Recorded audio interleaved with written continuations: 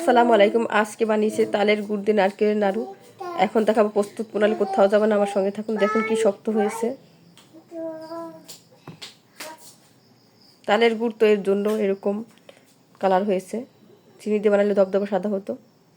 দুটো নারকেল নিয়েছি, নারকেল কুড়িয়ে বেটে নিয়েছি। আর এখানে নিয়েছি হলো দুটো এলাচ গুঁড়ো করে নিয়েছি আর দুটো দারচিনি।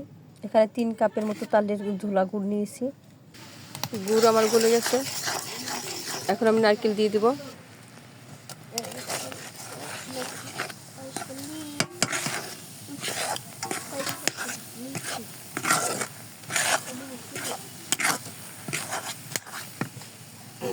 রাত্রের অন্ধকারে নাড়ু বানাইতেছি, বাচ্চাদের বায়না।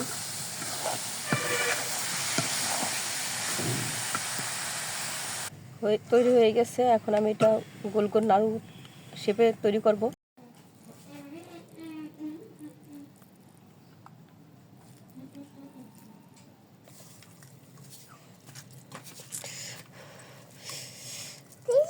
নাড়ু আমার বানানো হয়ে গেছে। এখন ঠান্ডা হওয়ার অপেক্ষা, শক্ত হয়ে যাবে সে অপেক্ষা করতেছি।